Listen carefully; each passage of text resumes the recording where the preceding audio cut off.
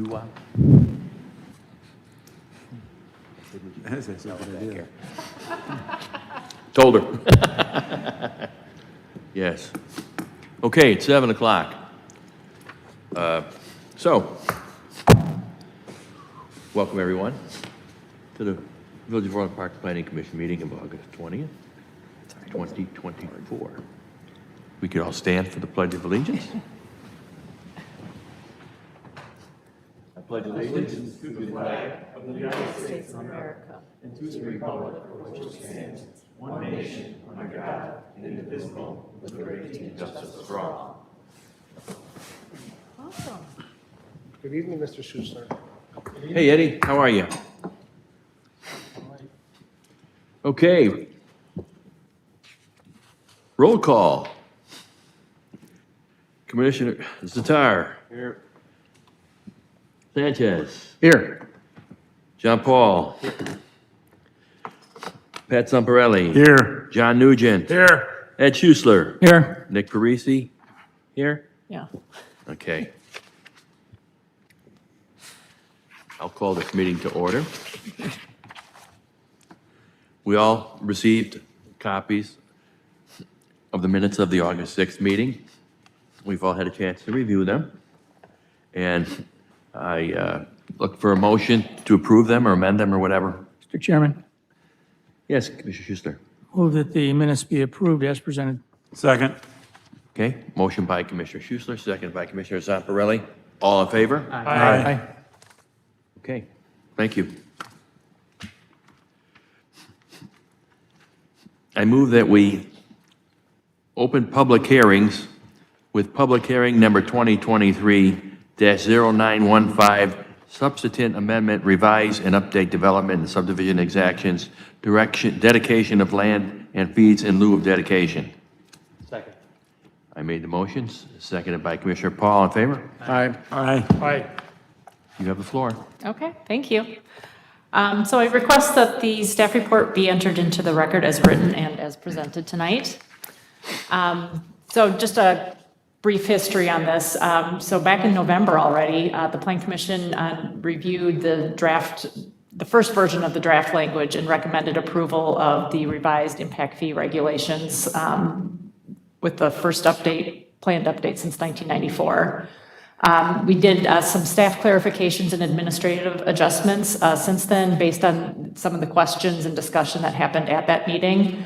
And then also just as we were trying to prepare for the committee of the whole meeting in July, we were kind of looking at some different scenarios that were in the draft ordinance, and we thought that one was quite cumbersome as far as collecting the fees in one big lump sum. So we actually are removing, it's recommended that that be removed and just do it as a per permit basis. And so July 1st, the Committee of the Whole did refer the draft ordinance language back to the Plan Commission. That also included a 30-day comment period by impacted taxing bodies.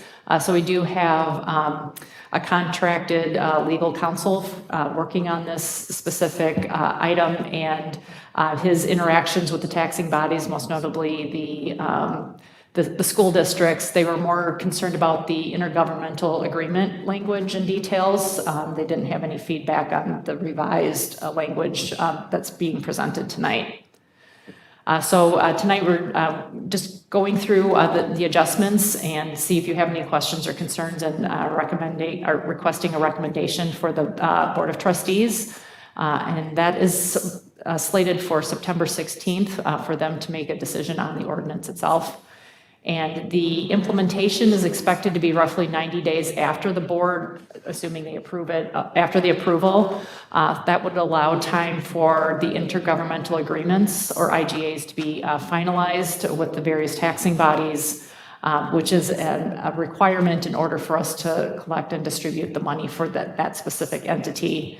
And then also we have a new permit and licensing system going live December or January, and so we'll build that into the system. So that's another thing. We're not going to build it into our old system that we're going to stop using in December or January. So that's the rationale for the 90-day timeline.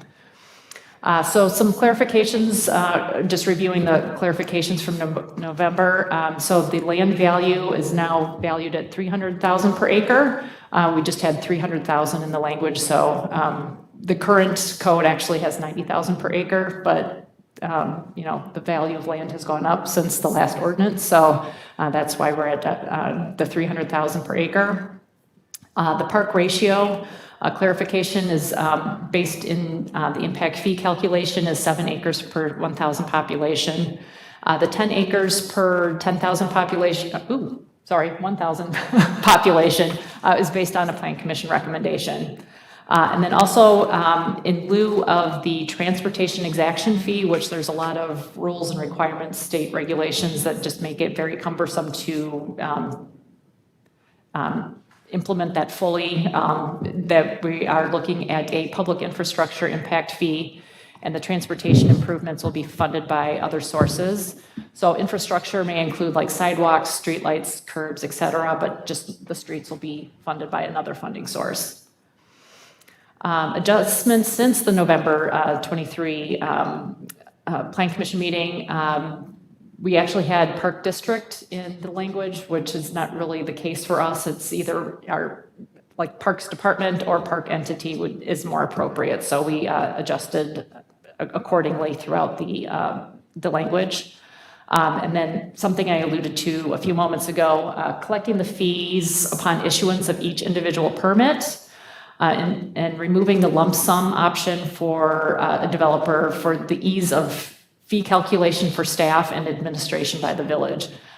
So there could be a development where it's assumed that, let's just say all the units are planned to be 3-bedroom units. Maybe someone chooses to have one really large bedroom and maybe have a 2-bedroom unit, or someone might be able to design a 4-bedroom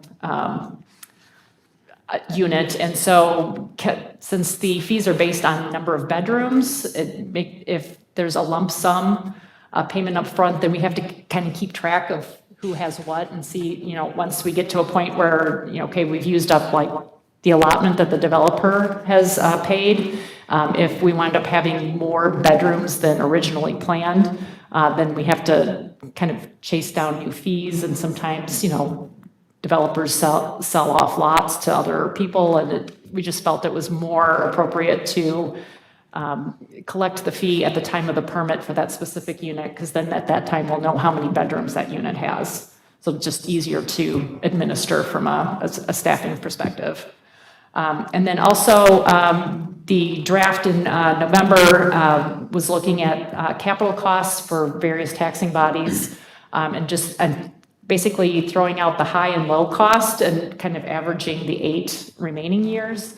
But sometimes, you know, some big capital expenses are, you know, not very often, like maybe it's every 5 or 10 years. And so to drop that one off might not help with growth-related residential improvements. So we're including all of the 10 years of what the taxing bodies provide us to calculate the impact fees. Some noteworthy definitions that our council wanted to note for tonight. The definition of residential development is the addition of 2 or more dwelling units.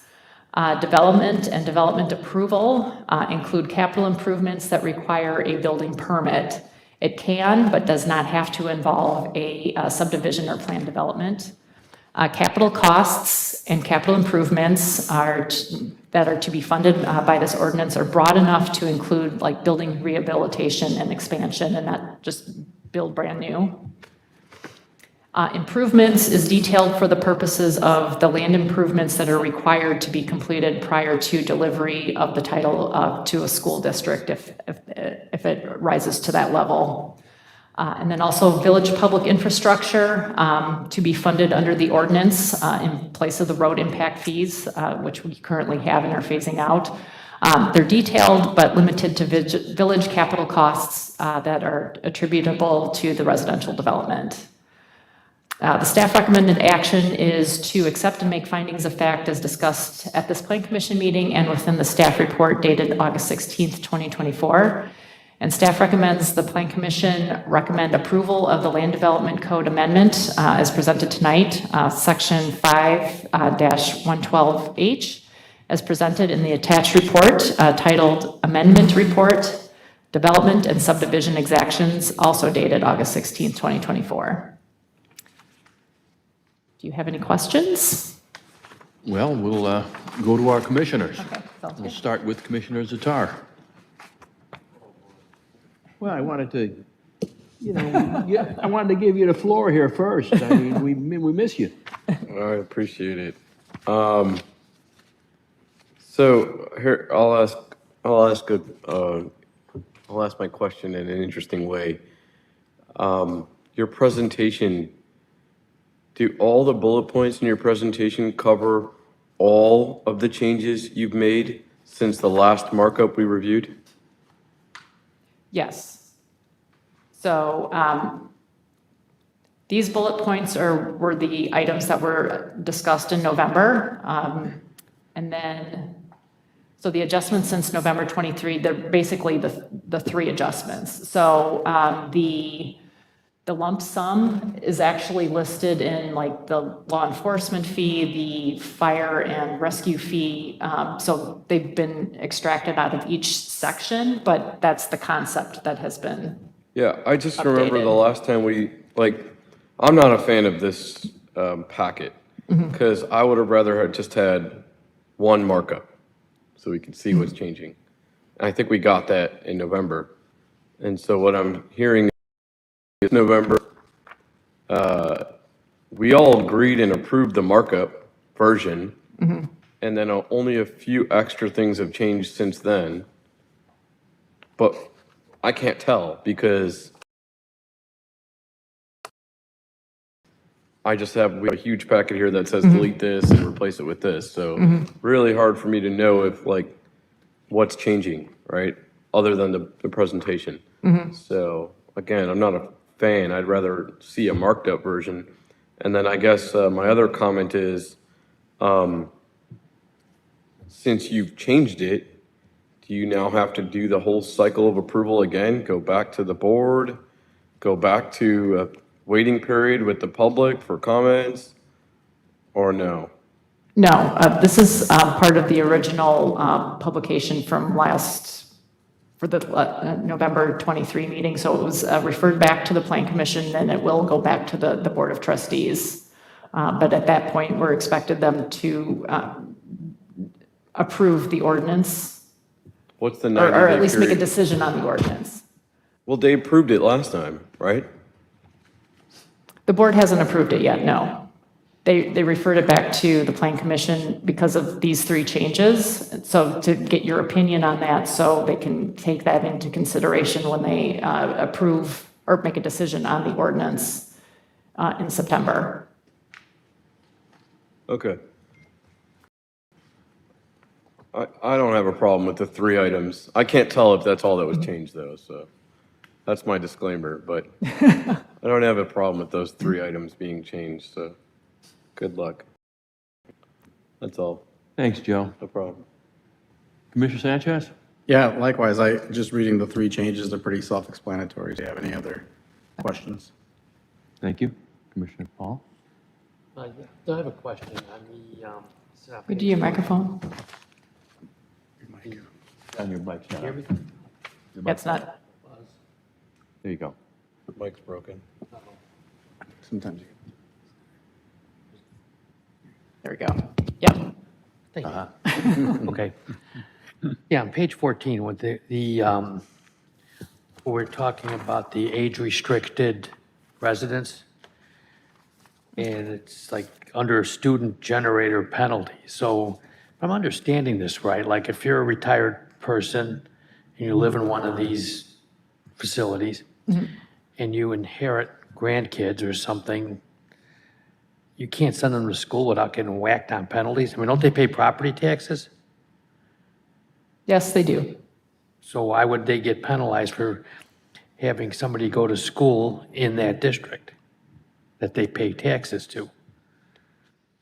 The assumption with the development is that they wouldn't be producing students. And so that would be to support the additional students in the district that actually come in to live into that, yes, the age-restricted one. I know there's two different ones, so one is assuming that there wouldn't be kids, but one has an option for kids, but kind of pay. So we're not going Pay to as you go, I penalize guess. like a retired person because they suddenly found themselves having to raise a kid, because it's happened. They're already in their property taxes. have their Yeah, I contribution mean, to the now it school. sounds like, I mean, the way I read that, and again, if I'm wrong, tell me, that if that were to happen, they'd either have to move somewhere else or get whacked on these penalties, even though they are paying taxes to the district that those kids are gonna go to school in anyway. Did I read that wrong? I'm kind of missing your point, John. Yeah. What Maybe I penalties? understood it wrong. No, I'm just asking. This whole section only applies to an age-restricted development, per se, a senior home. Right. A kid wouldn't live in a senior living I'm facility. saying, let's say you're retired and you live in one of these things, and then somebody drops a grandkid on you that you're We raising now. tax senior homes less because there's no kids there. So why would a kid be living in a senior, I don't think you can live in the senior home anyway. can't live I don't there think they'll anyways. allow it. Yeah, they don't allow it. Okay, I'm just trying to understand Yeah. it, that's why, I'm just picturing somebody getting whacked with like a $50,000 penalty because they inherited a grandkid, and now they gotta send their kid to school. Hey, That's, Hey, team, trying to make sure I understood hey, that. team, just for the sake of record keeping and everything, this is always recorded. So, if we want to speak, it'd be good if you got recognized so the listener on the other end could know who's talking. Thank you. Thank you. So again, I just wanted to have that clarified, that You clarified was it? the only concern that I had. Okay. That's all I have, Mr. Chairman. Well, thank you. Yeah. Thank you. So we can share that information. Yeah, so there are two different types of, I guess, excluded dwelling units. One is assisted living, where you would presume that a student would not have the potential of living with you in that particular development. But yes, age restricted, there is the possibility that a student-aged person could be living there. So that's why there's the two different distinction between the two. All right, thank you. Thank you, Gary. Commissioner Zamparelli. Thank you, Mr. Chairman. Pretty cut and dry, but I had a couple of questions that came up as I was browsing through this. We don't have a park district, correct? Correct. We are park department. Yes. Well, Keena has a park district. Yes, Maybe. I believe so. I believe so. I know other Whenever we had to communities have buy them districts, out, yes. They do. Okay. Yes, I'm just, it's more curiosity, you Yeah. know? And our committee, we don't handle TIFs, right? TIFs don't come our way. We've never had a TIF in our consideration for anything, correct? I'm sorry, the That's- creation of a TIF or anything related to a TIF? Well, anything related to TIF, that would go to the board, right? That's not anything that the planning commission is Well, to the extent, I mean, for example, the downtown Orland Park development, which you guys have considered on several occasions, will be in a TIF district.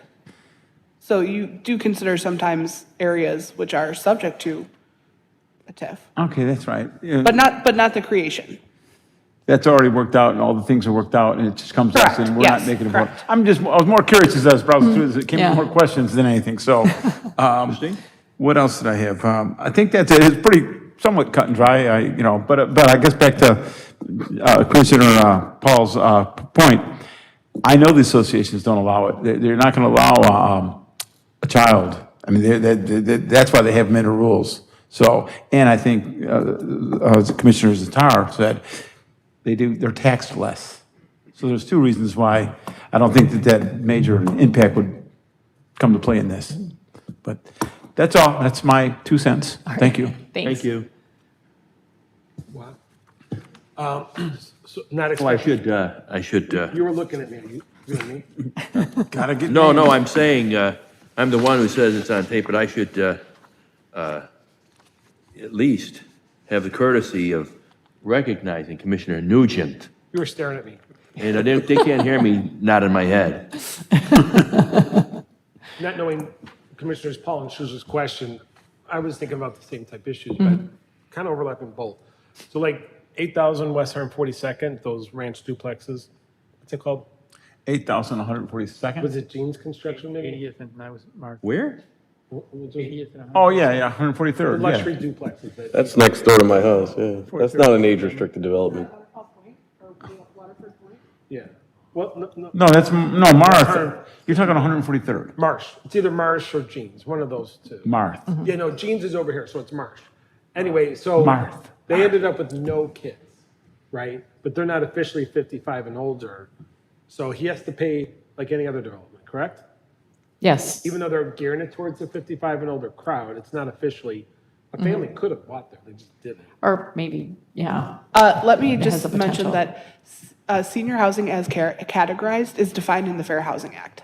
So there's a difference between marketed towards or geared towards and actually qualifying for an exemption under the Fair Housing Act from anti-discrimination laws, because usually you would not be able to discriminate on the basis of family status. So to be clear there for the village and for the developer, neither of us said it had to be that. He just gave a product that appealed to people that would be empty nesters. But no one limited it, and any family was welcome to buy there. It's not what. there's no- Exactly. Yeah, there was no 3 bedrooms to ranches and all that. So when someone does that, they're just as culpable, because I don't even think we have a 55 and older community within our corporate boundaries. But this is I if don't know someone the answer chooses to that. Yeah. Okay. And then that was the part with Mrs. Zamparelli. So I know the mayor and the board announced that we have 3 or 4 TIFs in the near future to be considered, like the old Andrews site. So when a site gets a TIF, that's just going to talk about the taxes they generate, but is that going to impact these fees? I didn't realize he was going to ask that either. I was just thinking about that. So Andrew gets developed housing, anything else now, but they're going to have to do the same contributions as any other parcel that's subdivided in town, right? That's my understanding, yes. I would hope Yeah. so. Yeah, the TIF would help, They're getting the you know, TIF recognition as it is. Yes. so the TIF is like, but for the TIF funding, like the development wouldn't happen, but this is, this is an impact of a specific unit on the various taxing bodies, schools, parks, et cetera. So we have like autumn leaves, but the apartments that are like 154th-ish in Harlem, that's senior only. I'm assuming it's official because they use the term senior. So I'm assuming they met some 55 and older requirement. So it doesn't, but they're not assisted living. So is it any 55 and older community? So I guess we do have that. Those are 55 and olders in that building, It's Wheeler and 100 in Harlem. in Harlem. You have to be a senior to live there. So they're exempt from the same requirement.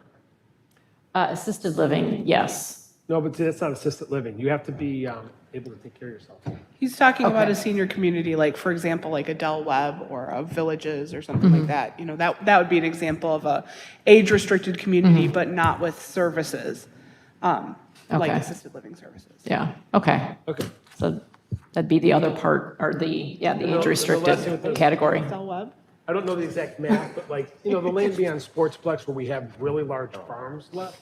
So if someone develops that, they're gonna have some probably on-site needs for schools or parks because it's large. And we're gonna mandate on-site for the park, right?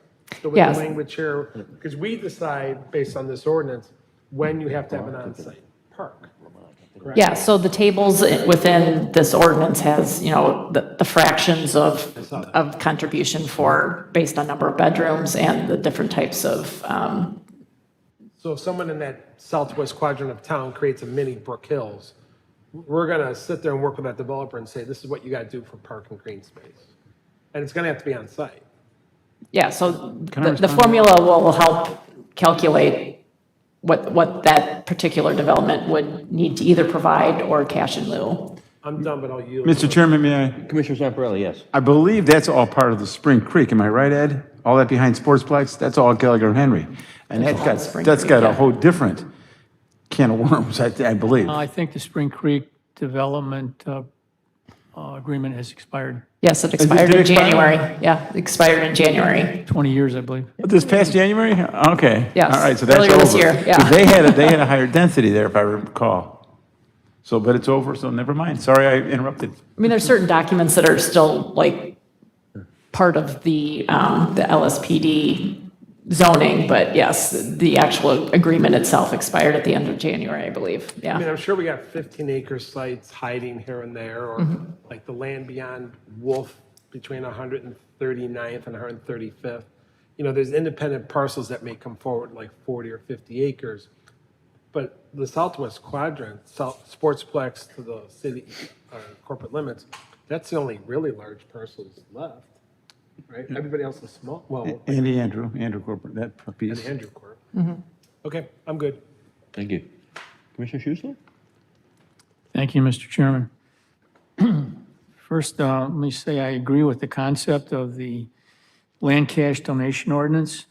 I think developers should pay their fair share for the development that happens within the geographical boundaries of the village. However, I'm going to probably vote against this to send a message to the village board for two reasons. Well, two things I specifically object to is the law enforcement impact fee and the village infrastructure impact fee. In addition to changing the formula with regard to the exaction for roads, it adds other village infrastructure. And when you look at this, what we're going to do is price development out of the market here. So I think the village board, before they adopt this, hopefully, will look at what surrounding communities that we compete with for development, like the ones to the south. I'll specifically mention Mokina, New Lenox, Frankfurt, what they're doing with regard to requiring developers to pay impact fees. Because if we price ourselves out of the market, the developers aren't gonna build, and we're gonna be stuck with a lot of farms within the village limits. The other thing I noticed, and I talked to Ms. Haberstich about it earlier today, in the original land cash donation ordinance, there was a provision that indicated wherever possible, parks would be located next to school sites. And the reason for that would be to reduce the amount of acreage that had to be contributed for the school site, because the school site could use the adjacent park for their playground. And that made sense. It made it more efficient from a use standpoint, and it saved the developer money, which in the end would cause the houses to cost less. We looked this morning and I didn't see it, and I looked again, and I don't see that provision in there that says that, number one, there'll be an attempt, you can't always do it, but be an attempt to locate the required park for the neighborhood next to the school that's going to be built there. And if that does happen, then the amount of acreage to be donated to the school would be reduced because they wouldn't need a playground. So I don't see that, so that's my third objection to the thing. And like I said, I agree with the concept. I was involved in the original adoption of this when I was on the school board, and we proposed it to the village, and they went ahead and passed it. So I agree with the concept, but I just think we're going too far with this particular draft of it. So I'm going to vote against it. Thank you, Commissioner Schussler.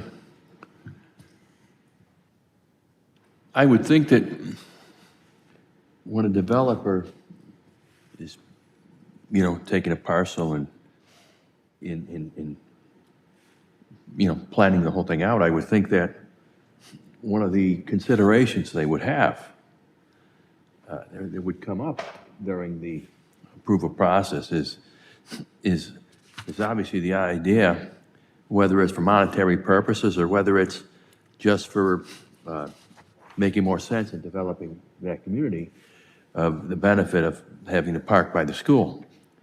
I would think that would come up in the discussion. In terms of what other communities do we not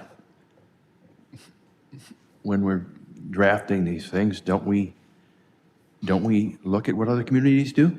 I would think we Yes. just don't make it up. And, so I'd be less concerned about competitiveness from that regard. The other thing I would just curious, we're using statistics and we're using land values per acre and everything. Do we have a rule or a statute, anything, how often this has to be reviewed? I don't think there's a state Things statute. change. Yeah, Costs change, land values change. yes. So And we do we haven't- have any statutory, every 10 years or something, 5 years or anything? I'm Mr. Chairman? I'm not Didn't- sure. Didn't I read in here, Yeah. there's a built-in annual increase in this? Well, that's Well, yeah, they there's have, that, yeah. Cost of living. Yeah. Built in. That's what you're referring to, or no? No. The cost of living may not necessarily, Go up. but you know how, well, you especially know what can happen with land values, Yes. for a variety of reasons. Just a thought, but other than that, it's a pretty thorough discussion and a pretty complex calculation. So appreciate the questions, some good questions by my fellow commissioners. Jim, could I have one short follow-up on the Commissioner- school land? Please. So and I saw in the patch that they said all the additions are done for 135, but when we had 135 here for the hearings and the meetings, I asked about the land and future development, then I specifically targeted the southwest quadrant because the other 3 quadrants of town, will still age out and they could still have development, but they have more room to absorb kids. So, and the additions really weren't at 159th Street. They specifically said, because at that time, they were also selling off their parcel on 82nd and 156th. And so I questioned, if you're selling off that parcel as unneeded school-owned district land, and you're doing these additions now, have you planned or prepared for the growth that will mostly be at Southwest Quadrant? And so, because that's where our large parcels are at. And if they keep their boundaries, other than maybe some of the Gallagher land off of Wolf might go to Centennial. And they said that they never anticipate a situation, now it's them, that they would ever build another school in town. Okay. So I assume they think either if they ever had to at, because there's extra land behind our 59th as well, right? The 2 schools? Don't they have land behind them? They could add on, And I don't think a lot, 108th and 159th. you're the 2 talking. schools both have land behind them. They could, Yeah. but anyway, so they had said at the meeting that they don't anticipate ever putting in another school. So where you're kind of going with this, so So the scenario. if a developer goes in there, he's gonna pay an impact fee for a school that's never gonna be built. Right. Is that your point? Yeah, because you could have like the Pulte's development in Lamont Glen Eagles. Yeah. That's gonna throw a whole wrench when that thing's done on how they're gonna, and they're not building a school. No. And where all those kids are gonna go to school. If we had the equivalent of the Glen Eagles here, we have the land. Well, we You know, could have Silver Lake. You could have We Silver could have Lake. if we'd had Silver Lake or the others. So I guess it could still happen, but they were saying that. Possible. They said, the only thing I want to point out is that hearing, they said they don't anticipate they'd ever add on again. They expect any aging out, drop in enrollment, would match with any increase in new construction. Appreciate that. Okay, good discussion.